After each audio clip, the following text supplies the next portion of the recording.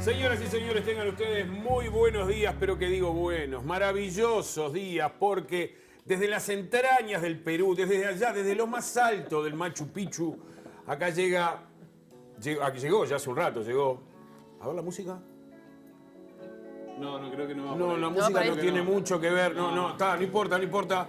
Hagamos de cuenta que estamos escuchando un concierto para quena y orquesta para presentar nuevamente, para darle la bienvenida, para preguntarle cómo le fue a nuestra machupichóloga de... Machu Picchóloga. Me gustó. Pilar Teijeiro. ¿Cómo anda? ¿Cómo la Qué extrañamos? gusto. ¿De verdad me extrañó? Sí, ¿cómo? Sí, salado. Pero escúcheme, al que gusto póngale un poquito más de gana, ¿vio? Porque es, qué gusto.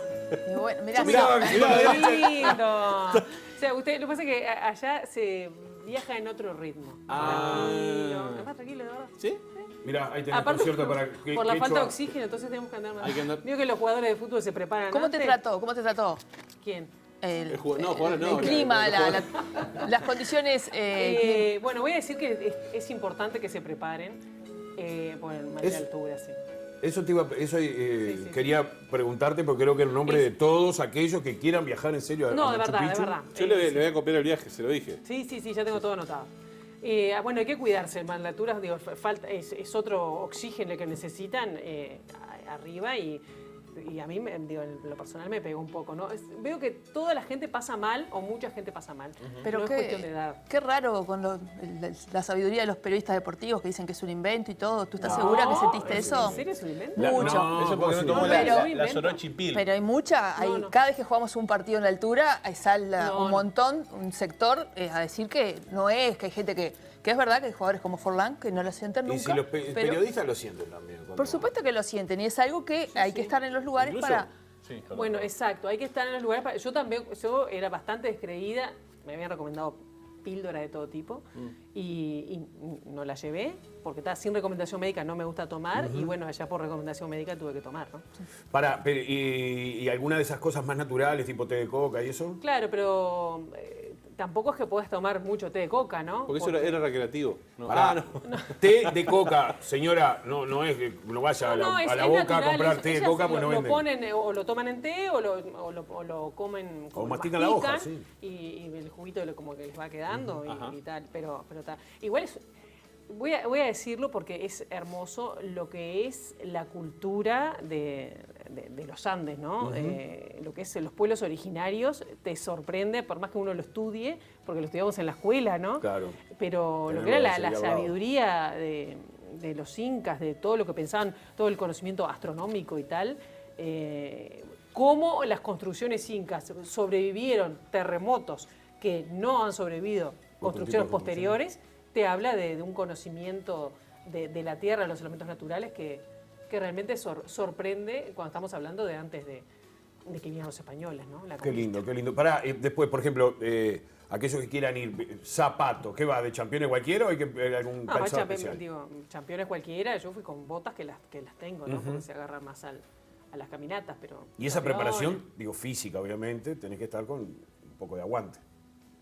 Bueno, había gente de todas las edades. Gente como una madura y gente mayor. Pero vos sos una persona con un estado Igualísimo. físico No, envidiable. realmente, sí. Lo que no es, por ejemplo, para subir a Machu Picchu, no es accesible. No hay accesibilidad. No, yo Perfecto. no vi accesibilidad porque hay mucha cuestión de escaleras y de caminatas. ¿Mejor época del año para viajar? o hay- Hasta octubre, abril-octubre, Entre abril y octubre. la época seca. Ahí va, Sí. perfecto. Realmente es una invitación a ir al interior de América, ¿no? Digo, eso es a conocer también de dónde venimos nosotros, ¿no? Bien. Me parece. Nosotros vamos a seguir en cualquier momento con este espacio que vamos a denominar los viajes de Pilar, sin pelos en la lengua. Exactamente. Lo contable. Yo puedo tirar Los una... viajes de Pilar, A ver, Por eso es. sin pelos en la lengua. Bien. Aplaudan, vos que fue buenísimo, chiquilín. Bueno, Ay, no, nos ¿qué? costó. ¿Cómo? No lo casaron, A mí no lo sí. casaron. De Está mal, Pilar, está mal. Lo que pasa es que de Pilar. la de quena Pilar. la No, los tira para abajo.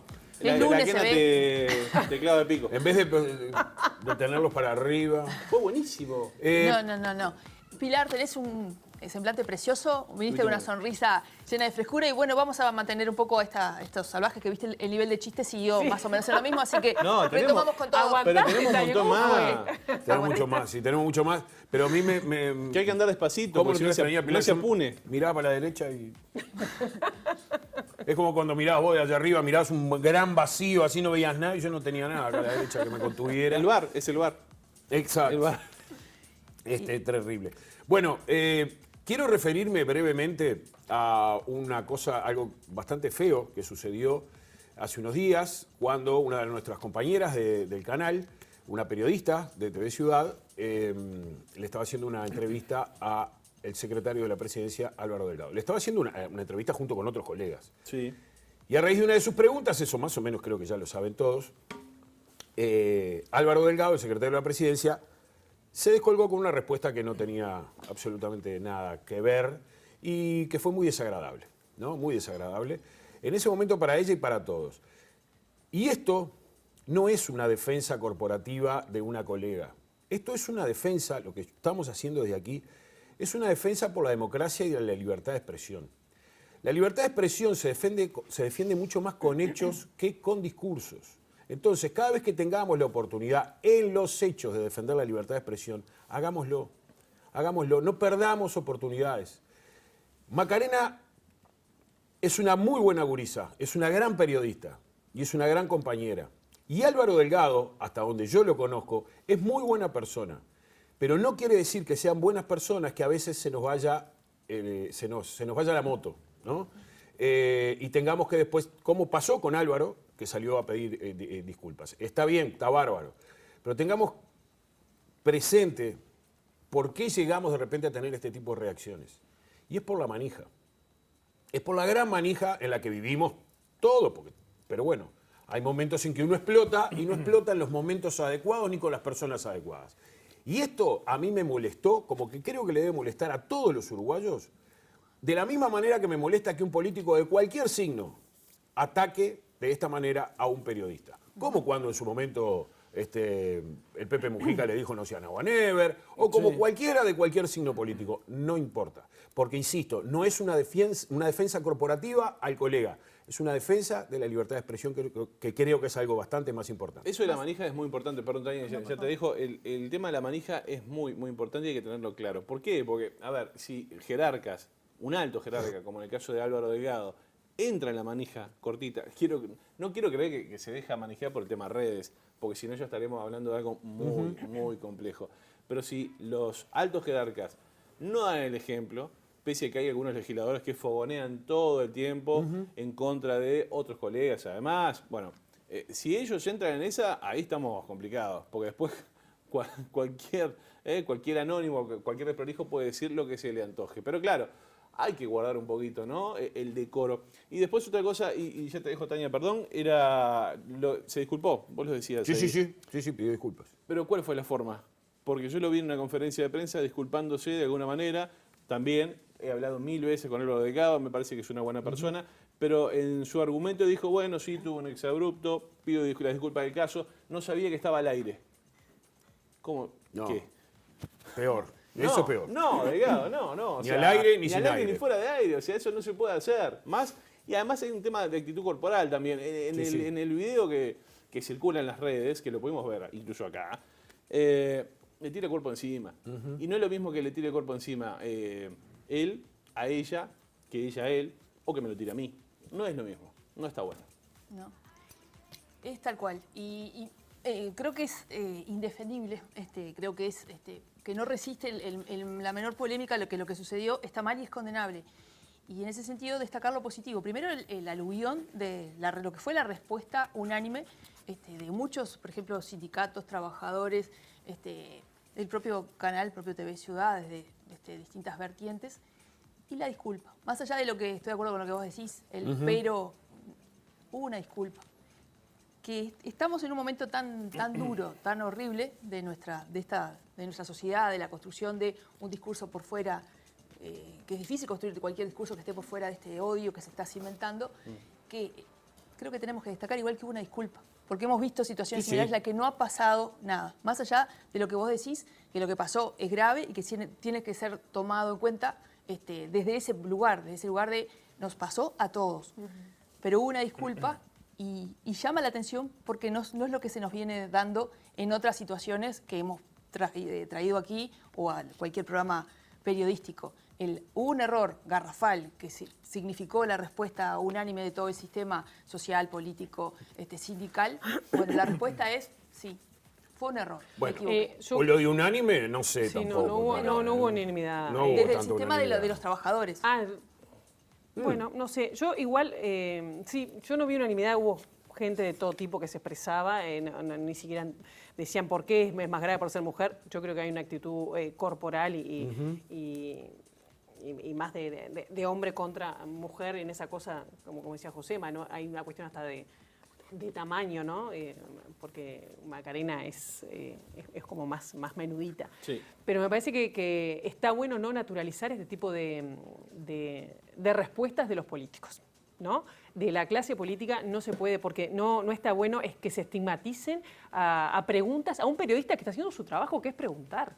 Y no estaba preguntando con falta de respeto. Una que pregunta podía haber sido- atinada y No, correctamente. una pregunta correctamente. pertinente. Actual. Y esto además genera eso que capaz que vemos en Argentina, que lo vemos de otra manera, genera que se ponga a la gente a favor y en contra. No hay que estigmatizar, porque estigmatizar a un periodista en este caso, que hace su trabajo, que hace su pregunta, hace que puede provocar un efecto de amedrentar a colegas que quieren hacer preguntas.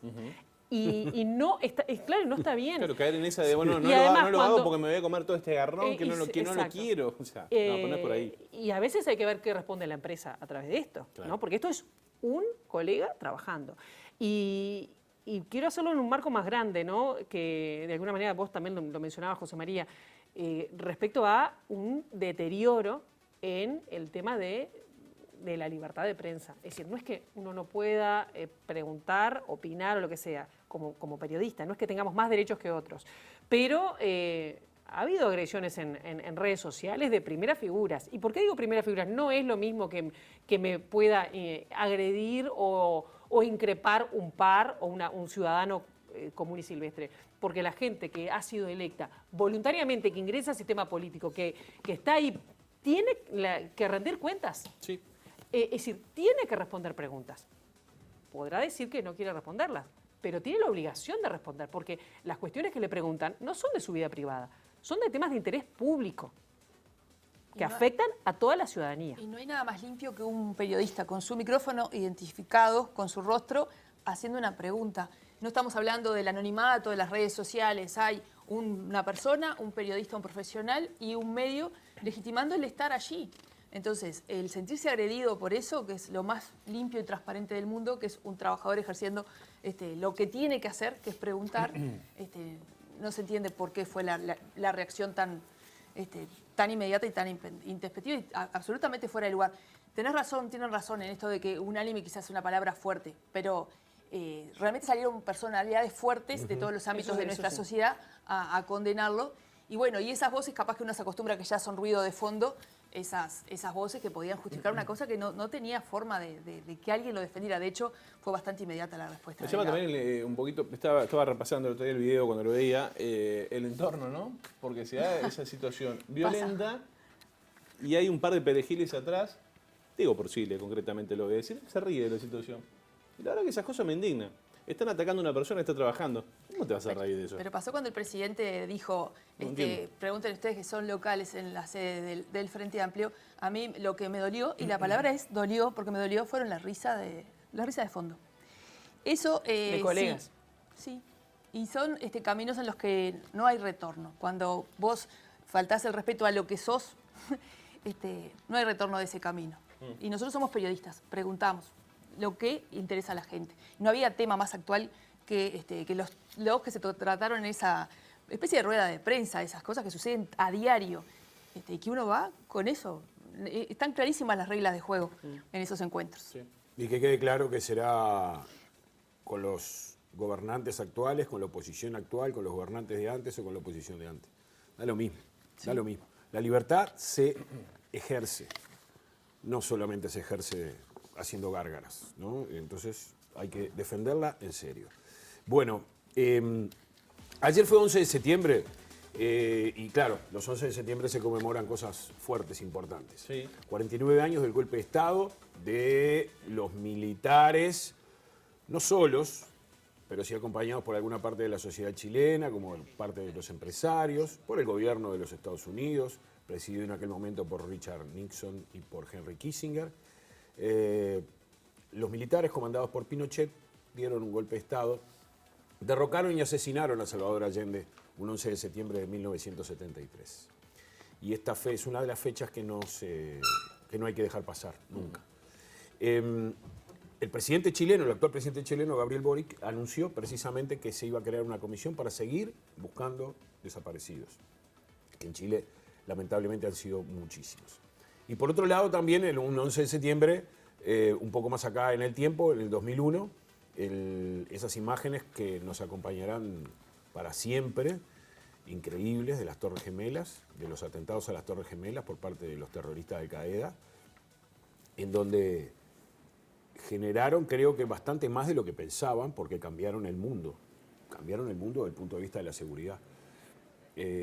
Fue tremendo y si para un terrorista su finalidad, digamos, es generar el terror, vaya si lo consiguieron. Claro. Lo consiguieron no solamente en ese momento, sino que hasta el día de hoy. Ahí están precisamente esas imágenes, son de donde estaban las Torres Gemelas. Un atentado con dos aviones de pasajeros que se incrustaron en las torres, increíble, porque además fue un cachetazo a todos los Estados Unidos, sobre todo a la Fuerza de Seguridad de los Estados Unidos, con sus aviones, a la inteligencia de los Estados Unidos, que por momentos, por lo menos lo que nos hacen creer las películas, es que es la más eficiente del mundo, y vinieron estas personas y hicieron lo que hicieron, con un avión que tiraron encima del Pentágono, también no solamente lo de las torres, tremendo. Y son esos acontecimientos que todos nos acordamos que estábamos haciendo aquel 11 de septiembre del 2001, cuando impactaron estos aviones en las Torres Gemelas. Esas fechas 11 de septiembre que se recordarán por siempre. Y hablando de libertad, hubo un hombre que adentro de los estudios de televisión creo que derrochó libertad por todos los costados. Fue el señor Omar Gutiérrez. Hoy se cumplen 4 años de su fallecimiento. El recuerdo para él siempre no me lo hacía recordar Ana Kurz, y por eso el saludo también para ella, para su hija Tamara, para la hija de Omar también, Tamara. Hoy se cumplen 4 años de la desaparición de un tipo que sin duda alguna todos los uruguayos extrañamos mucho. ¿Hay un antes y un después? ¿En la televisión? Sí. Y yo creo que en algunas cosas sí. Creo que sí. Yo creo que en algunas cosas sí. Se mostró mate, mostró... Cigarro. Además era auténtico, ¿no? Sí, La música totalmente. Puede ser que era de la carnaval. República de San José. Tenés razón. Margato con la Me bandera. acuerdo con la cuando bandera de San empezó, José. tenía una discoteca. Ajá. Tenía, sí señor, sí señor. Ahí ibas vos también a la discoteca. No, lo contratábamos para eventos Discoteca, eventos él familiares. ponía música, Ah, ahí ¿sí? va. Ahí va. Divino, divino. Bueno, momento de los caminos de la vida, momentos de convocar Sofi Umbre, perdón, que hoy no tenemos ni presentación larga ni nada por el estilo. Qué arranque hoy, ¿eh? Porque nos metimos de lleno en algunos temas de estos que nos convocaban y seguimos de largo. Sofi, querida, muy buenos días, ¿cómo anda? ¿Cómo está? Muy buenos días, no pasa nada, por favor. Un día que falte la presentación no pasa nada. Bueno, les cuento un poco cómo viene la movilidad de la ciudad en esta mañana. Por suerte comienza la semana sin siniestros de tránsito registrados. Una red semafórica que está funcionando al 100% también, no tenemos perfectos en ese sentido. Bueno, hay algunas demoras por Avenida Italia en sentido hacia el centro, desde Hipólito Yrigoyen hasta aproximadamente Valle y Ordóñez. Así que bueno, a tener en cuenta quienes tengan que circular, quienes estén por salir de casa. Y bueno, hay novedades para los vecinos del barrio Paso de la Arena porque comienzan las obras de acondicionamiento y pavimentación de Camino Paurú entre Luis Valleverres y Camino Tranvía a la Barra. El objetivo principal de estos trabajos es mejorar la conectividad del barrio y son trabajos que se van a extender aproximadamente durante 2 meses. Así que una buena noticia para el barrio Paso de la Arena. Vamos con los cortes de tránsito que están previstos para la jornada del día de hoy. Hay varios hormigonados en la calle Palmar, entre Juan Polié y Requena hasta las 13 horas, y Viray entre Echeverría y Boulevard Artigas hasta las 17:30 horas, Almirón entre Volteadores y CP hasta las 20, Pablo de María entre Rodó y Rivera hasta las 20 horas y Costa Rica entre Rivera y Eduardo Couture hasta las 17 horas. Este último es un trabajo de saneamiento. Además, recordarle a la gente que En el caso de que vean siniestros de tránsito por la calle o semáforos rotos o alguna situación que tenga que ver con el tránsito, pueden comunicarse al 1950 4000 opción 1, que es aquí el CGM, o también por las redes de Twitter en @IMTránsito. Así que bueno, esta es toda la información para el día de hoy. Muchísimas gracias, Sofi. Prometo que mañana vuelve el glamour en la presentación. Una linda. Sí. Así como tenemos a Tania Tavares, encargada de fiestas y eventos, el encargado de presentaciones oficiales es el señor Exacto. Marcelo Fernández. Presentaciones y cotillón. Un saludo grande a Sofi. Bueno, Bien, rápidamente, ¿les parece sí. si repasamos cómo vendrá el tiempo? Que se amaneció bastante frío y vamos a tener una máxima de 17 grados para el día de hoy. No sé si están las placas, pero ahí ya vemos que la mínima de hoy fue 4 grados. El cielo va a estar nuboso, con periodos de nuboso. Y mañana martes, ahí vemos la temperatura, la máxima va a ser así de fresca, ¿no? Toda sin mucha novedad. La máxima 17. Ah, claro. Todos sí. los días. Volver a los 17. qué Exacto. desgracia, diría alguno. El 17 es la desgracia, exacto. El martes se prevé cielo algo nuboso, con periodos de nuboso, va a haber nieblas y bancos de niebla y las temperaturas extremas 3 y 17 según indica meteorología. El miércoles también el cielo estará algo nuboso y nuboso, con nieblinas y bancos de niebla. No se prevé lluvia para las próximas horas, 4 y 17 grados las temperaturas extremas. Amplitud térmica. Sí, pero por eso, pero tenés que ver la parte positiva, Pilarica. Mirá, Sí. se cuadruplica la temperatura con la que arrancas. Doctor en matemáticas Es verdad, también. Doctor en es verdad. matemáticas. Fernández. Se cuadruplica la temperatura. Yo Arrancás con que 4, terminás en venía de 16. manga corta, me vengo acá. Claro. Sí, En no, realidad no, no. tendría que venir con una manga larga y una manga corta. Claro, para templar. Buena noticia que no llueve nada más, pero después temperaturas muy frías, parece que no se va más este invierno. Pero nos vamos un poco fuera de los estudios de TV Ciudad porque tenemos otra de nuestras periodistas en la calle. Hemos hablado mucho de seguridad social durante estos días. Vamos a seguir hablando a través del trabajo de nuestra compañera. Bienvenida, Natalia, ¿cómo estás? Bienvenida otra, no sé por qué digo bienvenida, te repito lo que vos decís. Buen día, Tania, ¿cómo estás? Buen día también y bienvenida a Pilar, de ahí venía, viste que volvió. Bueno, buenos días para todos. Vamos a hablar de la reforma de seguridad social. Estamos justamente en la sede de los trabajadores de seguridad social porque ellos ya se han manifestado en contra de esta reforma que es impulsada por el gobierno y la comisión además que también estuvo trabajando en ella. Los trabajadores tienen una propuesta que fue entregada al gobierno, ahora vamos a estar hablando de eso, y que no fue tenida en cuenta y tampoco se mencionó que se cuenta con ese documento. Para hablar de esto y también de qué se trata esta propuesta, estamos junto a María Rodríguez. Bueno, buen día. Ustedes, como yo decía, ustedes elaboraron una propuesta, son trabajadores de la seguridad social, conocen internamente los problemas que tienen y lo que puede llegar a significar además este cambio que se propone, ¿no? que se pone en juego el futuro de las pasividades de todos quienes estamos trabajando actualmente. Exactamente, buenos días a todos. Nosotros como trabajadores de la seguridad social, que aplicamos la seguridad social en todo el país durante todo el tiempo, conocemos de primera mano los problemas, elaboramos un proyecto alternativo. Desde 2018 empezamos a trabajar en ese proyecto cuando algunas voces empezaron a hablar de una reforma urgente. Lo terminamos en noviembre de 2020 y en una audiencia oficial el 15 de enero de 2021 con toda la comisión de expertos, o sea, con los 15 miembros, desarrollamos ese proyecto, lo entregamos en forma del documento que es. No tuvimos absolutamente ninguna devolución.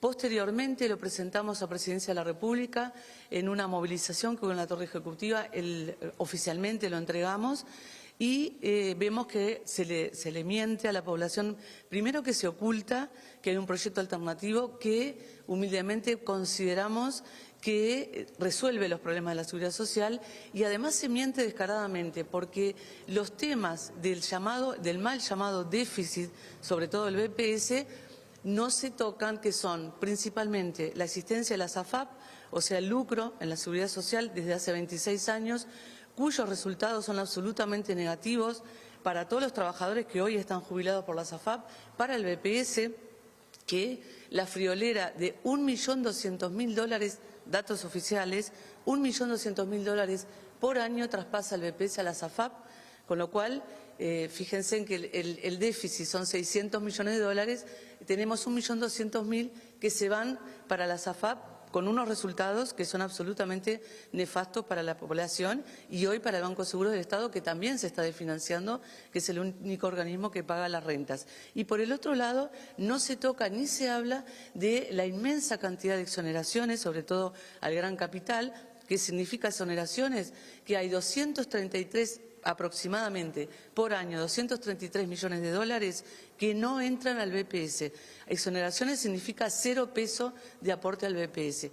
Aportes que son legítimos, ingresos que son legítimos, por lo tanto, en este anteproyecto que es regresivo, es contra los trabajadores, es absolutamente, pone en la espalda de los trabajadores con, digamos, medidas que nosotros desaprobamos totalmente. María, ¿por dónde pasarían entonces las grandes diferencias? Ustedes, cuando hablábamos previamente al móvil, tú me decías, nosotros conocemos internamente, sabemos por dónde se podría estar de algún modo asegurando lo que es la seguridad social por años, ¿no? La financiación también de esto. ¿Por dónde pasan los principales puntos de ustedes de diferencia, digamos, con el anteproyecto? Bueno, sí, muy buena la pregunta, porque nosotros en el proyecto y ahora desde el MONDE, que es el Movimiento Nacional en Defensa de la Seguridad Social, lanzado por ATCS a raíz de que nosotros al divulgar todo esto que vamos a decir ahora, la gente se fue organizando y existen comisiones barriales, frentes departamentales, y es un movimiento que es lo que está en la calle denunciando y resistiendo este proyecto, ¿no? ¿Cuáles son nuestros puntos? Primero que nada es la derogación de la SAFAP. Tenemos la oportunidad histórica, el pueblo uruguayo, de sacar del sistema de la Seguridad Social la SAFAP. Por lo tanto, nosotros vamos a proponer, vamos a juntar firmas para un plebiscito de reforma constitucional a aprobarse, a votarse en el 2024 junto con las elecciones, cuyo primer punto lo tenemos resuelto, la derogación de la SAFAP. Lo otro es que nos negamos rotundamente al aumento de la edad jubilatoria, primero porque no resuelve ese tema, genera otros problemas, por ejemplo, el problema del empleo juvenil, pero además que los trabajadores trabajen hasta los 65 años, y acá no hablamos de trabajadores de la construcción, de peones rurales, hablamos de todos los trabajadores sin excepción. Estamos en contra porque no resuelve y porque genera más problemas. Estamos en contra de las exoneraciones, al barrer las exoneraciones inmensas que hay, como ya dijimos, nosotros decimos que hay que revisarlas, las que se consideren necesarios que salgan de rentas generales, que también somos nosotros los que aportamos, pero que no se le adjudique en la contabilidad del BPS como pérdida, y también estamos fuertemente cuestionando el aporte patronal, que hoy es una mitad, es el 7,5% de lo que pagamos todos los trabajadores en el país, que históricamente y a nivel mundial, si nosotros analizamos lo que sucede en el mundo, el aporte patronal es el doble del aporte de los trabajadores o sensiblemente mayor. Un ejemplo simple en nuestro país, ahora que estamos con problemas en la educación, la llamada transformación educativa, toda la educación privada está exonerada. Hablemos de los colegios privados, donde se educa la clase privilegiada de este país, no paga un solo peso al BPS. Sin embargo, la universidad, la enseñanza pública, el Estado patrón, a todos los funcionarios públicos y también a la educación y la salud, paga 19,5% de aportes patronal. Entonces nosotros preguntamos, ¿por qué el Estado patrón paga 19,5%, que es lo que correspondería, y los patrones cuando pagan el 7,5%? Y un capítulo aparte y muy especial es el aporte patronal rural.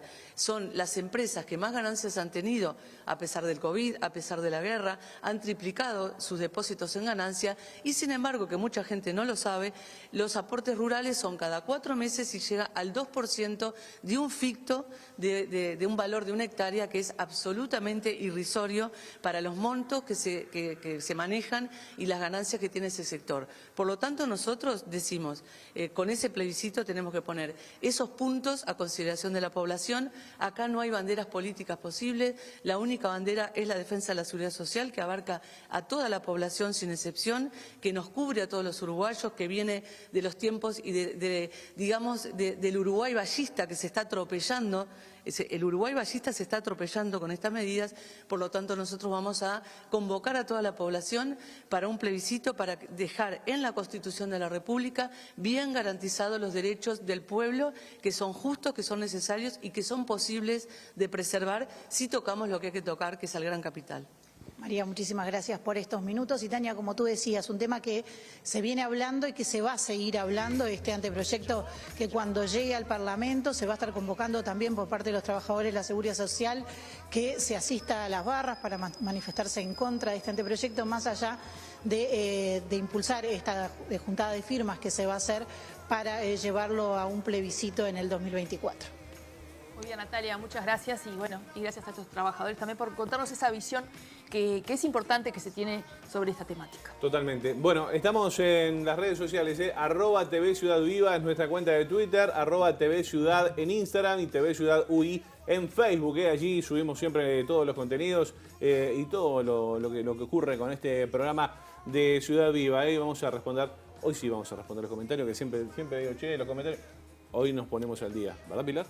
¿Cómo no? Yo Pilar, siempre respondo. Perfecto, por eso. Agradezco a varios que me escribieron por interno, me decía, ¿qué pasó? ¿Qué pasó? De licencia. Ya muchos, licencia papá, muchos ya saludando por la vuelta de Pilar Teijeiro, así que bien. Le mandamos un gran saludo para empezar así a Johans, que también, como todos los días, La está... saludaba por el ¿En serio? Saludo para ti también. Te saludaba Johans, te daba la bienvenida al programa nuevamente. Bueno, entre otras cosas, en un rato vamos a estar hablando, vamos a tener un trabajo que ha hecho nuestra productora y enorme documentalista, que es Andrea Tosquellas, a propósito de la Red de Mujeres a Contracorriente. Esta Red de Mujeres a Contracorriente, que fue fundada en el año 2013, que tiene dentro de sus trabajos un programa que se llama El Despertar, que es una iniciativa destinada a trabajadoras sexuales que quieren salir de esa forma de vida y ponerse a trabajar en otras cosas. Hay un gran trabajo por parte de ellas haciendo esto y bueno, y hay un gran trabajo de parte de nuestra compañera que refleja precisamente lo que está pasando en El Despertar. Enseguida de la pausa vamos a tener también entrevistas en piso. Vamos a tener acá a Diego Rodríguez y a Raquel Sánchez para estar hablando de lo que fue la Semana de las Enfermedades No Transmisibles que acabamos de transcurrir, de celebrar, que sirve para la difusión de esta temática. Hablar algo de lo que está sucediendo respecto a ese tema aquí en Uruguay. Especialmente, por supuesto, con el tabaquismo, que es algo de lo que hemos estado hablando en las últimas semanas, pero también de la alimentación, que es algo que muchas veces no tenemos tan en cuenta y que también se ha flexibilizado en esto que ocurría con las, por ejemplo, meriendas saludables. Eso y más tras la pausa, ya seguimos.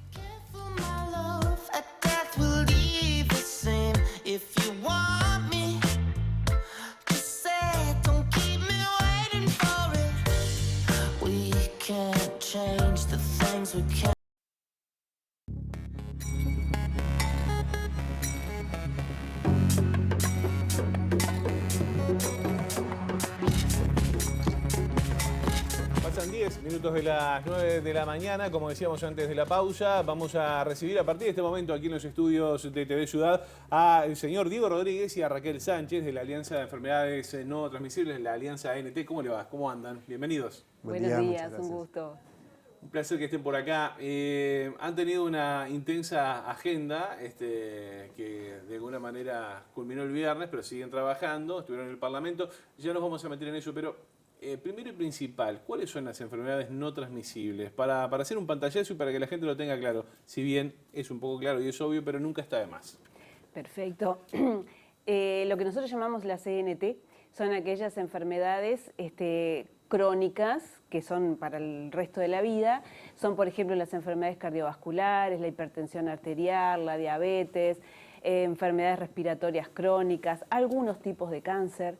Y quienes formamos la alianza somos un conjunto de sociedades científicas, académicas, ONG, que lo que buscamos justamente es contribuir en políticas sanitarias que contribuyan en la prevención de estas enfermedades no transmisibles. Por eso hemos tocado tanto el tema, por ejemplo, de la alimentación, que es un tema que nos tiene hace tiempo. Lo empezamos con el etiquetado frontal de alimentos. Vamos ahora por un proyecto de ley sobre alimentación saludable y ya tuvimos entrevista la semana pasada con la diputada Cristina Lustenberg, ¿no? Y lo que hicimos en esta semana fue el viernes, sí, hoy es lunes. Perdón. Por eso le decía, siguen trabajando. Sí. La semana se terminó el viernes, pero siguen. Seguimos. Fuimos a la Comisión de Hacienda y Presupuesto a presentar nuestra aprobación al proyecto a los artículos que incluyó el Ministerio de Salud Pública en la rendición de cuentas, artículos 262 y 263, que abarca el no permitir la venta en los centros educativos de alimentos y bebidas no saludables y además la fiscalización. Y en ese marco, desde la Alianza, ustedes emitieron un comunicado justamente apoyando la resolución del Ministerio de Salud Pública. Exacto. Estamos totalmente de acuerdo en todo, salvo que nos parece excesivo que su aplicación empiece en el año 2024. El principal problema nutricional que tiene nuestra población es el sobrepeso y la obesidad, que está avanzando de manera alarmante en todos los grupos de edades y en los niños es increíble.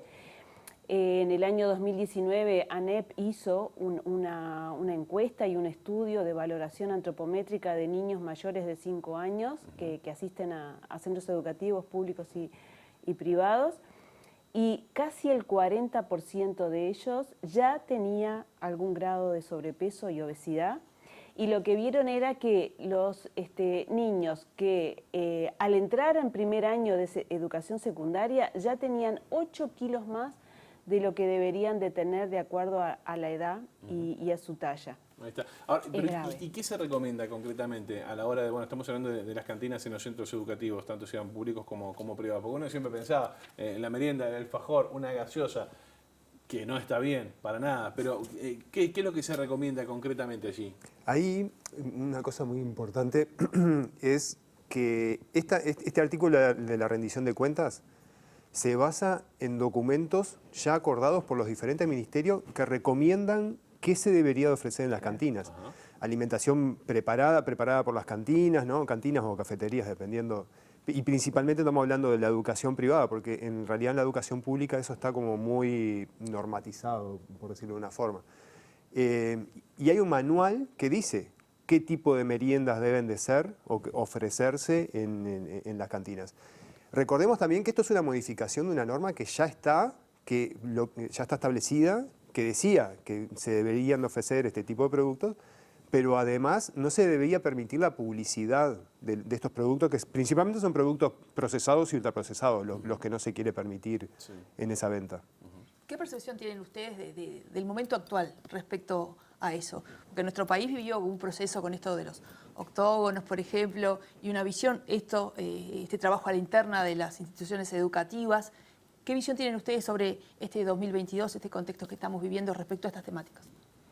Bueno, el tema es que no se ha acompañado con suficiente educación a la población, ¿no? Es como que hay mucha información que viene de diferentes lados y muchas veces es contradictoria. Y no tenemos que olvidarnos que cuando hablamos de comida, de alimentarnos, tiene que ver mucho, es cultura, tiene que ver mucho con valores, con familia, con costumbres. Entonces, hablar de cambios de hábitos requiere coordinar acciones y tendríamos que ir todos juntos hacia el mismo lado. Luchamos mucho contra la publicidad engañosa, o sea, es muy difícil ir, a mí me pasa, o sea, voy con estudiantes a hacer actividades educativas a los centros escolares. Estamos trabajando, por ejemplo, con una clase y salimos al recreo y están los chiquilines con los alfajores, las bolsitas de los snacks, porque en este propósito nuestro también de apoyar el proyecto de ley de alimentación saludable, también está de alguna manera, mejorar lo que llamamos el ambiente obesogénico. Los niños de pronto en la escuela no se permite la venta, pero en la vereda de afuera hay kioscos que venden cualquier cosa y si al niño o el padre, el abuelo se lo compraron, el niño lo entra a la escuela y lo sigue comiendo. Claro. Entonces, la comida, o sea, la ingestión de esos productos que son concentrados de calorías no tienen gran poder de saciedad. Eso hace que el niño coma demasiado volumen y de pronto no come la comida que realmente le va a aportar nutrientes que necesita para su propio crecimiento y desarrollo. Entonces, ¿no sirvió el etiquetado? Creemos que sí, nosotros lo hicimos convencidos y está a nivel internacional fundamentado de que sí, hay suficiente evidencia que sí. El tema es que hasta ahora la información que le llega a la gente viene más que nada de la sociedad civil. No tenemos como campañas por parte del gobierno que apunten a promocionar y a educar al consumidor sobre los beneficios de la lectura de esos octógonos. Ahí también falta un poco de evaluación, ¿no? O sea, porque uno dice, ¿sirvió el etiquetado? Bueno, en realidad también estamos aplicando un etiquetado modificado, ¿no? Sí. Porque no está basado en la mejor evidencia científica. Todos sabemos las idas y vueltas que sucedieron, más de un decreto en este mismo gobierno. O sea, hicieron una modificación, vieron que no les sirvió, hicieron otra modificación. Entonces estamos hablando de un etiquetado debilitado, el que tenemos en Uruguay, pero por lo menos tenemos algo. Esto de qué productos no permitir en la venta de las escuelas, justamente lo que se trata, una forma de diferenciar qué productos sí y qué productos no, es cuáles tienen octógonos y cuáles no. Entonces, aquellos que tienen octógonos son los que principalmente van a estar no permitidos en ese tipo de venta. Ahora, también desde el Estado, cuando se definieron los decretos, se definió, por ejemplo, una comisión que era para hacer un seguimiento a esta política y poder evaluarla y ver qué resultado da y ajustar. Cuando no da resultado hay que ajustar para ver cómo se puede. Bueno, esa comisión no está funcionando. Nosotros incluso hemos solicitado la participación como sociedad civil, como sí lo hacemos en el tema tabaco, ¿no? En el tema tabaco nosotros como sociedad civil participamos, pero desde el gobierno y en particular del Ministerio de Salud Pública a la sociedad civil y en particular a la Alianza de Enfermedades No Transmisibles no nos han abierto las puertas para tener una participación, incluso de observadores, ¿no? Porque las decisiones las toma el Ministerio. ¿Por qué no funciona la comisión? No hubo respuesta. Bien, no funciona. Suspensivo hemos preguntado, hemos solicitado, no funciona, no está funcionando. Hay otras comisiones que retomaron el funcionamiento sobre el tema de obesidad, por ejemplo, y también se solicitó participación ahí, pero nosotros no podríamos informarles del por qué no. Queremos pasar al tema del tabaquismo, pero antes tiene que ver igual también esto de la fiscalización, porque vos lo decías, más allá de la legislación, el control resulta fundamental para la puesta en práctica y uno ve, por ejemplo, la sal en los cafés, en los bares hay que pedirla, pero tanto en una temática como en la otra, cómo viene el tema contralor, cómo están los cuerpos inspectivos, como para atender lo que es un cambio de hábitos, como bien decías vos. A nivel de los centros educativos, nosotros lo desconocemos, pero si llega a haber es totalmente insuficiente. Y no se está cumpliendo. Eso está claro de que no se está cumpliendo la ley 19.140. Porque no está claro quién tiene que hacer la fiscalización. Claro. No está dicho, y como tampoco están las multas, entonces no se controla. Sí, y en cuanto al etiquetado, ya habrán visto que nosotros hemos denunciado más de una vez el incumplimiento de los productos. Incluso elaboramos un libro donde se recoge toda la experiencia del etiquetado y en concreto ahí incluso incluimos lo que es la fiscalización que hicimos de la sociedad civil, porque no se estaba saliendo desde el propio Estado, que es el que tiene que controlar, ¿no? Porque en esto y en cualquier otra política, lo que siempre decimos, y incluso los abogados también lo dicen, vos podés tener la mejor política posible definida en una norma, pero si no la fiscalizás y no ves si se cumple y hacerla cumplir, puede ser muy buena, pero es lo mismo que la nada. Diego, Raquel, Uruguay tiene una política antitabaco desde ya hace muchos años que ha tenido unos muy buenos resultados a nivel sociedad, ¿no? Ha cambiado incluso la manera en la que los fumadores se comportaban, ¿no? No hay olor a cigarrillo en determinados lugares, se cambió toda esa dinámica. Mucho tuvo que ver con las últimas políticas aplicadas por el gobierno de Tabaré Vázquez. Hubo cambios en las últimas horas, en los últimos días, que de alguna manera... no quiero decir que sea un espíritu refundacional con esto, pero flexibiliza mucho el sistema. ¿Cómo cambia eso? Es una flexibilización que no es solo esta última modificación. Sí. Hablando de los cuerpos inspectivos que estábamos hablando, en realidad el cuerpo inspectivo del Ministerio de Salud Pública dedicado a controlar el tema tabaco lo vienen debilitando del 2020 hasta ahora. O sea, había no sé si ustedes se acuerdan, pero había una cooperativa que era de los ex trabajadores de Philip Morris. Ellos eran un cuerpo inspectivo que en su inicio creo que estaban como en 10 trabajadores que hacían el trabajo, más los inspectores del Ministerio de Salud Pública. A esa cooperativa le bajaron el contrato en 2020. O sea, se asumió la nueva administración, se bajó ese contrato, con la promesa de que se iba a hacer un llamado, un concurso, que iban en... Bueno, esa promesa viene desde hace tiempo. Entonces, se debilitó el cuerpo inspectivo. Ya ahí empezamos a debilitar la normativa, porque ¿qué pasa? Vos debilitas la fiscalización y la gente empieza a cumplir. Nos llegaron denuncias ahora de la Noche de la Nostalgia de lugares, fiestas reconocidas, que adentro de las carpas se estaba fumando. O sea, tenemos video, tenemos fotos, se habló, las personas que filmaron hablaron con los organizadores y nada, hay como una sensación de impunidad, de que lo hacemos y nadie nos va a decir nada. Si pasa, pasa. Si pasa, ni siquiera si pasa, pasa. Lo hacemos porque sabemos que no nos va a pasar nada. Entonces, es eso, es el decreto de tabaco calentado del año pasado, que se habilitó, que estaba prohibido por razones de salud pública, por prevención.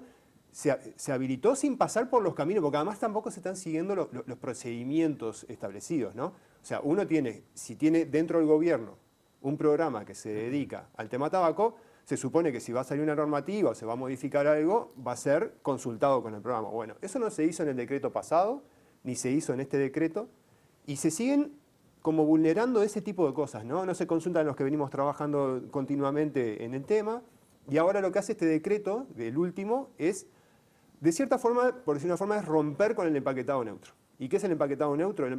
Los fundamentos del empaquetado neutro es para que la industria ni siquiera haga publicidad a través de la cajilla, ¿no? Claro. Pero cuando hablamos de empaquetado es una concepción de todo, o sea, no es solo el exterior, sino que también es el material del cual está hecho ese empaquetado, y a su vez a la interna. Es más, las recomendaciones del convenio marco, en las directrices, del artículo 11, lo que establecen es justamente que además hay que evitar la publicidad interna, la publicidad de que cuando uno abre la cajilla... Ahí encuentra también. Que estaba en el cigarrillo antes, incluso uno puede ver cigarrillos de contrabando, que traen el logo de la marca en el filtro. Eso es publicidad, o sea, la industria tiene todo estudiado y hace publicidad en todas las partes del paquete. Sí. Recién José les decía que fue una semana intensa para ustedes, que lo sigue siendo, que hoy están, por ejemplo, acá en Ciudad Viva, pero el sábado fue un día fuerte también para la Alianza porque emitieron un comunicado respecto precisamente al tabaquismo, que cierra con dos preguntas muy fuertes. Dedicados al gobierno y al porqué de esta toma de decisiones. ¿Cuáles son esas preguntas que ustedes se hacen y encontraron respuesta alguna? Respuesta no, es más. En realidad las autoridades salieron, tanto del Ministerio de Salud Pública, o sea, el ministro salió a respaldar esta medida que va en contra de la salud pública, argumentan que es un tema de contrabando, pero se olvidan que estas medidas se tomaron por salud pública, no por contrabando. O sea, el convenio marco es un convenio de salud pública internacional que Uruguay firmó y se comprometió a aplicar, y además hay leyes que se están violando, la de prohibición de publicidad, promoción y patrocinio. Todos vimos, ya es de público conocimiento que se financió la campaña del actual presidente, autoridades se reunieron con la industria tabacalera, que eso tampoco se puede, de esa forma. No diga eso, que hay algunos que se enojan. Sí, pues, se ofenden, sí, lo vi. Pero, claro, el tema es, si el Ministerio de Salud Pública está fundamentando una medida que va en contra de la salud pública, ya ahí arrancamos mal. Pero además se está tomando una medida con la excusa de poder vender más, porque en realidad si es competir contra el supuesto contrabando, la base de ahí es, bueno, vamos a ayudar a la empresa que pueda vender más. No, las políticas van justamente en sentido contrario, deberían de ir. Justamente hay que evitar que se venda más, evitar que se consuma más, porque es cuidar la salud de la gente. El comunicado habla de proteger el mercado local, que justamente en este caso, tener más consumidores no sería una buena medida. Por supuesto que no, pero además proteger el mercado local. Uno dice, bueno, ¿y las cifras oficiales del contrabando cuáles son? Porque las cifras que están saliendo son estudios que no son oficiales y que todavía estamos por saber quién tuvo el interés de realizar ese estudio y de financiarlo para saber qué era el contrabando. No nos imaginamos quién, porque en realidad, ¿quién más que el Estado para saber cuál es la preocupación por el tema del contrabando? Pero por otro lado, cuando se hicieron estudios, como allá por el año 2016 creo que fue, sobre el tema del contrabando, mostraba que el contrabando estaba, si no recuerdo mal, en un nivel de entre el 15 y el 20%. En ese mismo momento, la industria salía a decir en las noticias que el contrabando era del 30%, similar a lo que están saliendo a decir ahora. Pero voy a decir algo que es muy llamativo. Cuando se hizo un estudio por parte del Centro de Investigación para la Epidemia del Tabaquismo, el 80% del cigarrillo de contrabando se vendía en locales comerciales habilitados. Kioscos, todos los lugares, ¿no? Despensas. Sí. O sea, el 80% no es que el 100% va por la feria, no. En los locales habilitados, en el 80% se vendía el cigarrillo de contrabando. Entonces, Doble discurso ahí. digo, si queremos controlar, sabemos dónde están. Hay que mejorar la fiscalización. Y Volvemos a lo mismo. Exacto, es lo mismo. Me quedé pensando con eso que decían de la fiscalización justamente en lo de las fiestas y demás. O sea, básicamente tengo que entender que nadie lo controla hoy. O sea, está libre albedrío y el único control sería la condena social. Si a mí me molesta que vos estés fumando, yo decírtelo y si no, no pasa nada. Mira, hay tres fiscalizadores del ministerio que están dedicados al control de tabaco. Ajá. Se fiscaliza. Pero imagínate, tenías un cuerpo infectivo como de 13 personas a 3 personas, te imaginarán que hay algo que se les está escapando y se les está escapando. Claro. Entonces, acá la idea es fortalecer eso. O sea, si uno tiene problemas con el tema del contrabando, si estamos preocupados, porque hasta ahora no había voluntad política, si estamos preocupados por el tema del contrabando, primera cosa, habría que ver cómo el contrabando está ingresando, ¿no? Porque ahí tenemos un problema. Sí. Segundo, fiscalizar. Y tercero, que además, y para nosotros lo más importante, es aplicar un protocolo que se llama el protocolo para eliminar el comercio ilícito, que está estudiado, está basado en evidencia científica. Justamente si se aplica ese protocolo, hay forma de reducir el contrabando y además hay forma de lo que le preocupaba a la industria, ¿no? De marcar el producto para identificar cuál es legal, cuál no es legal. ¿Y dónde está ese protocolo?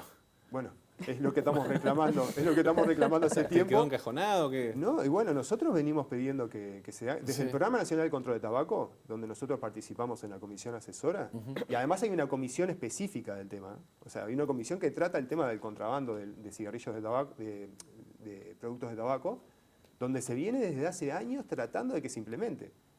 El problema es que no se implementaba porque no había voluntad política, pero ahora vemos que sí hay voluntad política. O sea, si había voluntad política, lo que había que aplicar es lo que se recomendaba. Les pregunto en el final, ¿a qué obedece esta flexibilización a título personal? ¿Qué entienden? Yo sé que es fácil la pregunta de responder, ¿no? ¿Intereses económicos? Eso iba a decir. Hasta ahora, la experiencia que tuvimos en relación al etiquetado frontal de alimentos, ahí ganó la industria, antes que la salud, por encima de la salud pública. Y con el tema tabaco, todo apunta a que es lo mismo. Está el comercio antes que la salud de la población. Se está priorizando, entienden que se está priorizando lo económico antes de la salud. Lo económico de unos pocos, ¿no? Porque no es lo económico ni de tu bolsillo ni del mío, ¿no? Es lo económico de 3, 4 poderosos que son los que quieren que modifiquemos la normativa. Y quiero cerrar con una frase que dice el convenio marco. El convenio marco dice que los intereses de la industria tabacalera son irreconciliables y van en contraposición a los intereses de la salud pública. Redondito lo dijo Diego Rodríguez, Raquel Sánchez. Muchas gracias por estos minutos aquí en Ciudad Viva. Muchas gracias. Un placer tenerlos por acá. Gracias. Muy bien, nosotros Nos vamos. nos dejaron más preguntas para hacer. Miré, nos Sí, quedó pero corta. hay muchas respuestas también. Sí, Dieron sí, muchas sí. respuestas. Claro que sí. Va a haber una pausa, ya venimos.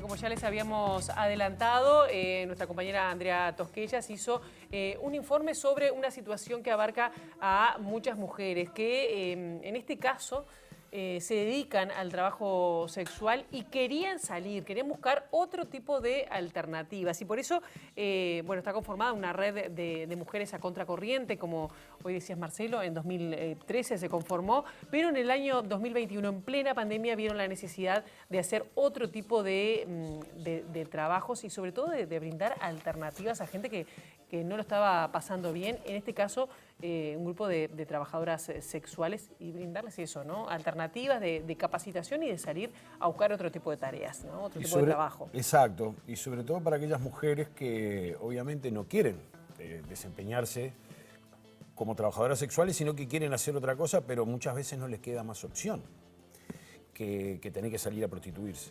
Entonces aquí, a través de un programa que se llama El Despertar, precisamente es que están ayudando a que tengan alternativas, a que haya otras posibilidades. Obviamente que dentro de todo esto tiene que haber planes de capacitación, ¿no? Planes de entrenamiento, y en eso están. Y precisamente en este informe de Andrea Tosquellas vamos a hablar en esta primera parte justamente de qué se trata. La red y de qué se trata este programa en particular. La pandemia y con ella la emergencia sanitaria enfrentó a la red de mujeres a contracorriente al desafío de ayudar a otras mujeres que se iban quedando sin trabajo. En este marco surge El Despertar, un programa que apunta al crecimiento personal y a la reconversión laboral de trabajadoras sexuales. Ahí surgió 2 programas, uno que es de capacitación para microemprendedoras, mujeres que estaban queriendo emprender porque se quedaban sin trabajo y tenían que hacer algo desde sus casas porque no se podía mucho salir y habían perdido muchas veces el trabajo. Y por otro lado, sí, surgió el Despertar, que quiero destacar que es gracias al nombre, lo puso una de las beneficiarias y por eso no vamos a cambiarlo, como muchas veces nos dicen, el despertar, el despertar. El despertar para nosotros es algo muy importante porque forma parte de una de ese crisol de mujeres que lo tomaron como parte de ellas y realmente lo pusieron ellas, ¿no? Como ese camino hacia algo distinto. Me encontré con muchas realidades, con gente que no tenía la posibilidad de tener un techo, que estaba con gente que no quería estar, de arriba, como se dice, mujeres con hijos chiquititos, lactantes, enfermas, con muchas enfermedades complejas, de mucha complejidad. Me encontré con mucha cosa, víctimas también, de gente que estaba viviendo con sus victimarios. Y algo que ellas tenían era las ganas de hacer el cambio, ¿no? De decir, quiero algo distinto. Entonces, por eso surge el Despertar. No era solamente decir, bueno, vamos a darle las canastas, vamos a darle el plato, vamos a darle esto, pagarle la luz, porque también le pagábamos la luz, le pagamos un montón de situaciones, todos saliendo, nosotros nos autosostenemos, o sea que es todo a través de rifas, a través de actividades y etcétera, etcétera. Y obviamente también pagamos una cuota nosotras, como también para solventar muchas de estas cosas que Marisa te comentaba. Nos encontramos que querían otra cosa, otra vida, ¿no? Que habían dejado de trabajar y que eso también suponía que les gustaba como estaban. Y entonces te decían, qué bueno esto que estoy sintiendo ahora, me siento liberada, te decían, ¿no? Y entonces cuando vas preguntándole, bueno, ¿qué vos te gustaría? Si a mí me gustaría estudiar, me gustaría conseguir un trabajo. Y a partir de eso nos reunimos un equipo de profesionales, sobre todo, que estaban economistas, politólogas, asistentes sociales también. Y dijimos, ¿qué se puede hacer? Tenemos que trabajar con ellas y no solamente enseñarle el currículum, que eso es una de las cosas que más te piden, por eso también más te lo nombran, ¿no? Sino también enseñarles eso de, a ver, ¿qué significa estar 8 horas, ¿no? Trabajando? ¿Qué significa estar 6 horas? ¿Qué significa estar 20 días, 30 días esperando un sueldo? El Despertar comenzó su segunda edición en agosto y se extenderá hasta noviembre de 2023. Participan unas 30 trabajadoras sexuales. Se dictan talleres para la reconversión laboral que consisten en técnicas de estudio, lectoescritura, habilidades informáticas y capacitación vinculadas a los derechos que adquieren como trabajadoras. Además, se brinda acompañamiento psicosocial con el fin de ayudar a sostener el proceso iniciado. Desde el comienzo se aspiró que fuera para todo el país, creyendo con esto de la virtualidad y la conectividad. Sabemos que la conectividad no es buena para todo el país, eso es mentira. Entonces, lo que sí hemos ampliado un poquito este año, de tomar Montevideo, San José, Canelones y Maldonado, porque tenemos algunas beneficiarias que quieren hacerlo de Maldonado, sobre todo mujeres trans, que realmente no queremos dejarlas fuera, entonces hemos tomado como excepción. El tema es que, claro, son muchas también y queremos, el programa tiene un conjunto de equipos multidisciplinarios muy pequeños, ¿no? Entonces eso hace también que no podemos extenderlo más, pero ojalá que sí, que pudiéramos extenderlo mucho más. Y ahora, tenemos el gran desafío de estas 30, que siempre sabemos que a veces hay alguna baja, pero que están como con muchas ganas, ¿no? Son personas jóvenes, más jóvenes todavía, con niños, y eso también como que las hace el motorcito, tienen como otro motor, que no pasaba tanto en la primera edición, que eran más mujeres solas, ¿no? O con hijos más grandes. Estas tienen como los motorcitos de los niños y niñas y eso es fuerte. El año pasado eran 25, quedaron 13 aproximadamente y las otras estaban ahí, ¿no? Siguen no se van del todo. No, y eso es positivo, eso es muy positivo.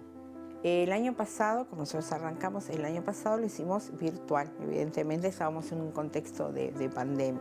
Los talleres estaban enfocados a una autovaloración de ellas, dimos que es género, digo, trabajamos desde ese punto de vista, después talleres de sexualidad, después dimos talleres que la aprontábamos, digo, para la experiencia laboral. Establecimos un buen vínculo, no solo el equipo con ellas, sino entre ellas. Eso nos parecía fundamental, de esa red de contención para este tipo de población, ¿no? Con la cual nosotros trabajamos. Y lo más importante de esto es que nosotros no solamente dábamos los talleres, que es muy importante, sino también que estábamos en permanente contacto con ellas, a ver sus necesidades, sus progresos, sus intereses, sus inquietudes. Y esas 13 que terminaron en el programa, ellas mismas lograron conseguir empleo. Entonces, eso para nosotros es muy importante, ¿no? Pero evidentemente consiguieron empleos, algunas de ellas están estudiando, siguen capacitándose. Para nosotros es un gran logro y para ellas, por supuesto, también de que hayan conseguido empleo, ellas por sí mismas. Pero nosotros continuamos, aún no hemos cerrado este proceso, porque la idea es seguir reforzándolas y que puedan conseguir otros trabajos que a lo mejor ellas quieren estar. Y bueno, nosotros continuamos trabajando con ellas. Lindísimo, ¿no? Lindísimo el trabajo que se está haciendo por dignificar la vida de todas estas mujeres y sobre todas las cosas por cambiarle la vida a estas mujeres. Pero claro, nada de esto sería posible sin el apoyo también de algunas empresas que tienen que estar detrás, que tienen que estar también espalda con estos grupos para poder concretar esa ayuda. Y esto está bueno, en este informe ahora viene la otra parte, la parte de los testimonios, ¿no? Sí, testimonios que son muy interesantes por lo que ya estuvimos viendo y que además, yo me quedo con alguna de las cosas que decía Marcelo, ¿no? Eso de tener que adaptarse a trabajar 8 horas, a cobrar a fin de mes, a hablar también de cuestiones de sexualidad y de género. Sé que también recibían cursos de maquillaje, porque también es importante la presencia en el momento de presentar hacia un trabajo, de cambiar de vida, ¿no? Y esta es creo que la segunda oportunidad que hacen este tipo de capacitaciones, que como decías, se necesita mucho apoyo y sobre todo empresas que además las puedan llegar a contratar, ¿no? Sí, exacto. La imagen, cómo armar un currículum, todas esas cosas que son clave para cualquiera que esté buscando un trabajo. Bien, y estuvimos hablando con 2 beneficiarias. Andrea estuvo hablando con 2 beneficiarias. Estamos hablando de Idalmis, que es una mujer cubana que llegó a nuestro país hace 4 años, e India, que también ejercía la prostitución desde los 14 años. Brindaron generosamente su testimonio y en el caso de India, bueno, pudo además dejar el trabajo sexual gracias a este programa, pero también a la red en coordinación del colectivo trans del Uruguay y bueno, nos brindaron ese testimonio que compartimos con ustedes. Mi esperanza es poder progresar como persona y laboralmente. Cuando estuve privada de libertad, puse un proyecto en el CONCAR para las chicas trans, un taller de costurería. Empecé en el Polo Industrial del Cerro con Anacotex, que viene a ser también parte de la red de mujeres, ¿no?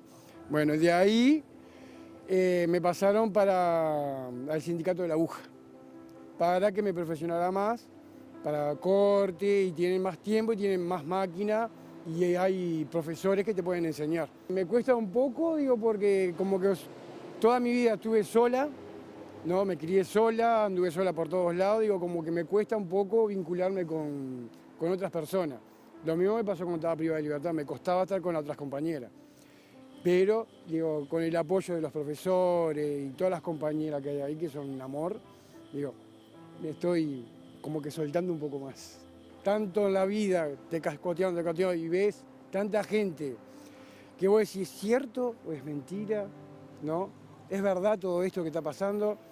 Y a veces te da miedo, porque a mí me da miedo de avanzar, ¿no? Y tengo miedo de flaquear y tal, y yo me bloqueo, me encierro. Y gracias a la ayuda de las compañeras me fui abriendo y hoy estoy donde estoy. Mi proyecto es poner un taller, ¿no? Y yo hacer ropa para las chicas privadas de libertad y para el CNR de las mujeres también, ¿no? Ese es mi proyecto y enseñarles a ellas también. Por eso me estoy capacitando para eso. La mayoría de las chicas trans, ¿no? Digo en general, no tienen visita. No tienen que vaya y le brinde un abrigo, una pollera, una musculosa. No tienen. Entonces, de las remeras común que usan los varones, nosotros los cortamos con tricheta, con lo que sea, y nos hacemos musculosita, pollerita. Sabemos que no es lo mismo.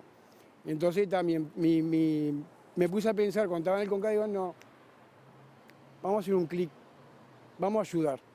Si a nosotros nos ayudan, ¿por qué no podemos ayudar a otras compañeras?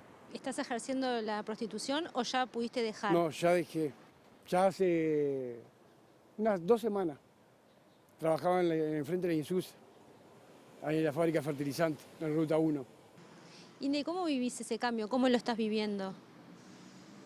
Y se extraña porque la rutina de ir todas las noches, prepararte, arreglarte, maquillarte, como quien dice, montarte, y ya quedarte toda la noche en tu casa, como que decís,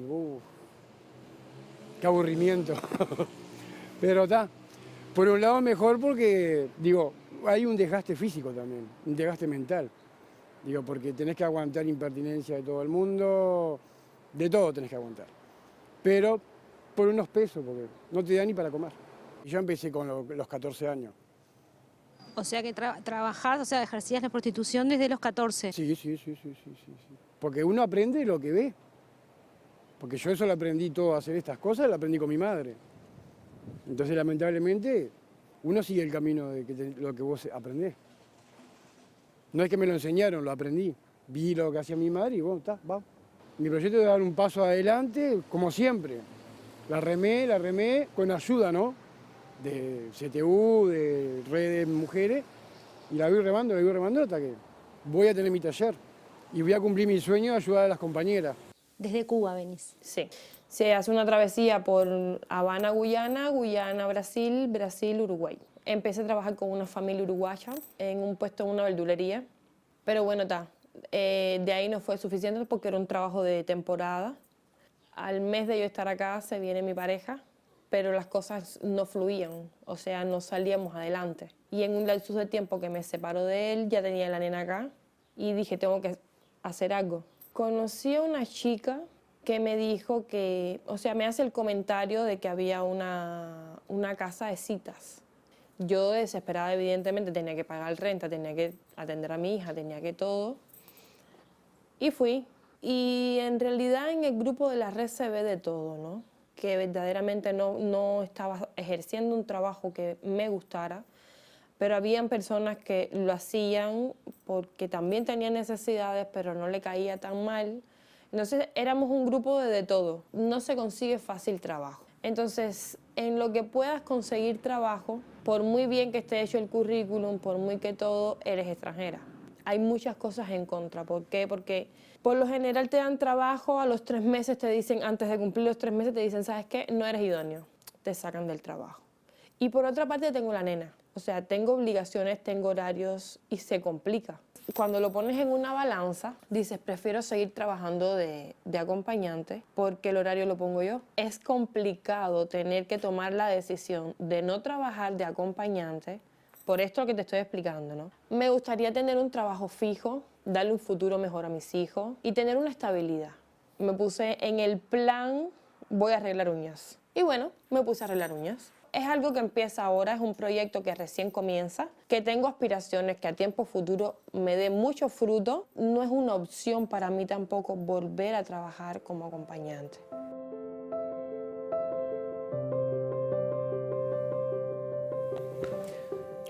Qué vidas castigadas, ¿no? Uf, vale todo menos juzgar, ¿no? Y sobre todas las cosas, lo que más vale, me parece, en estas situaciones es apoyar a la gente que está ayudando, de la manera que sea, pero sobre todas las cosas con actividades laborales que se les puedan arrimar, que son la gran alternativa que tienen esta gente, estas chicas que no quieren ejercer la prostitución, no quieren ejercerla más, pero a veces no tienen otro remedio, como en el caso de la joven cubana que recién hablaba, que no tenía que darle de comer a su hija, ¿no? Y no tenía otra forma.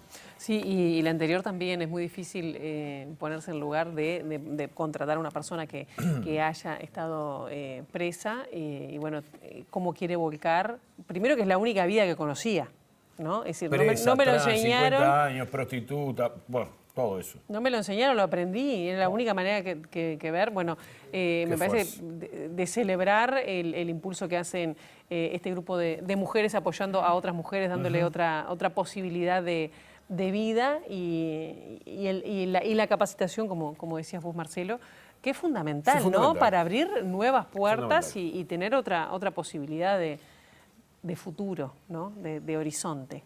Gracias a nuestra compañera Andrea Tosquellas, que fue quien llevó adelante esta investigación y este informe. Nos vamos a ir a una pausa. Sí, una pausa y ya venimos ya con el último tramo de Ciudad Viva. Agenda cultural con muy interesantes propuestas.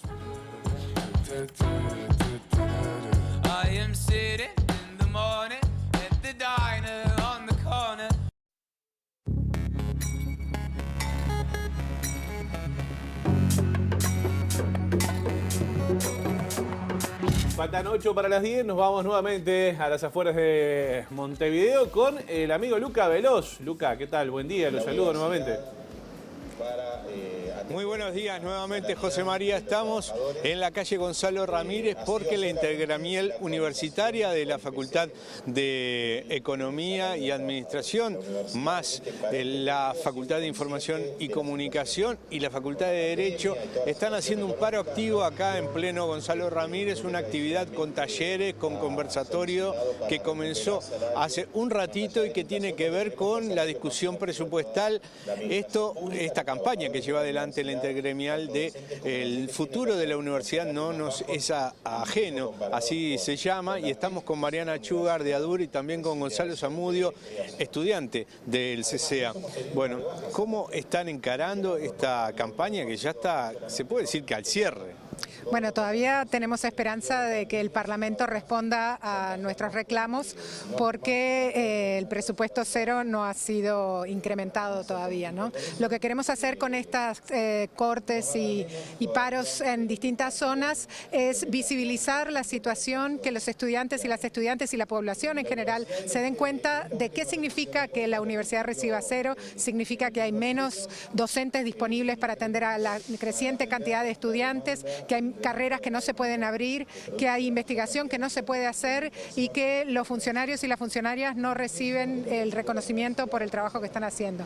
Entonces es muy importante que la población se involucre, que las personas se informen y esperamos que esto haga que el Parlamento se sensibilice y se dé cuenta de que hay que cambiar la partida que se está dando a la universidad. ¿No hubo allí de parte de diputados en principio una respuesta? ¿Qué pasa en Senado? ¿Han tenido algún vínculo? Sí, justamente esta semana le toca a la universidad ir a la Comisión de Hacienda y la semana que viene también va a ir a ADUR, la Intergremial, a presentar nuestra posición y explicar por qué consideramos que es importante que se dé más presupuesto. Atendemos al 80% de los estudiantes de educación terciaria, realizamos el 80% de la educación, de la investigación que se realiza en el país y además de atender casi un 20% de las necesidades de la salud de ACE a través del Hospital de Clínicas. Entonces es un papel importante el de la universidad en el país. Concretamente los estudiantes tienen planteos propios. ¿Qué pasa, Gonzalo? ¿Qué pasa con las becas? Bueno, no sé, poco nos llevó a CCA un planteo de que las becas de alimentación son complicadas de dar, están complicada la asignación de becas porque no está habilitado ni el comedor 1 ni las cantinas descentralizadas y el comedor 1 no está habilitado, por ejemplo, porque no está en condiciones, no está en condiciones de potabilidad del agua, entonces los gurises tienen que no comer en los comedores universitarios con el derecho fundamental que es la alimentación, tienen que, por ejemplo, ir hasta el Estadio Centenario, volver acá, en el medio comer, todo eso en menos de una hora, que es realmente impráctico. Entonces, al no garantizar un acceso real a la alimentación, tampoco se garantiza un acceso real al estudio y genera una barrera, una exclusión que realmente entendemos que no es aceptable y que para eso es que se necesita presupuesto. También el 0% nominal implica un recorte real y que en el periodo 2020-2024 el recorte se calcula va a ser de 7,6% real, que es ya con una universidad que ya venía con más necesidad de más presupuesto. El recorte presupuestal es realmente un retroceso y genera una serie de problemas que hacen de vuelta el estudio más complicado y generan y profundizan la desigualdad. También la investigación más complicado porque no se dan becas, que más horarios. Los horarios, por ejemplo, a veces muchos compañeros y compañeras trabajan y estudian y no tienen la posibilidad de venir al único horario que tienen algunas materias, sobre todo a medida que van avanzando en la carrera, y para cubrir más horarios, para tener horarios duplicados, se necesitan docentes, se necesita infraestructura y para todo esto se necesita presupuesto. Muchísimas gracias a Gonzalo, también a Mariana. Esta actividad sigue, ahora están haciendo uso de la palabra los estudiantes del CCEA, antes estuvieron los docentes y los funcionarios, y esta actividad seguirá con talleres en medio de Gonzalo Ramírez. Muy bien, Luca, muchas gracias por tu trabajo allí, también a todo el equipo. Vamos a estar atentos a esta situación también en nuestras ediciones informativas de las 13 y las 19 horas. Ahora es momento de agenda cultural. ¿Es así? ¿Es así? Sí, señor. Ah, muy bien. Empiezo yo con Bien. una que, para contarles, desde hoy y hasta el 30 de septiembre se puede visitar la muestra Mitos en el Closet, en el Museo de Historia del Arte. La propuesta pretende mostrar cómo a lo largo de la historia y en diferentes sociedades la diversidad sexual estuvo presente aun cuando no se la reconociera. La exposición se compone de piezas del museo seleccionadas desde dos enfoques, la diversidad y lo socialmente prohibido. La entrada es gratuita de lunes a sábados, de 12:15 a 17:45 horas, y también hay visitas guiadas. Mitos en el Closet, Museo de Historia del Arte.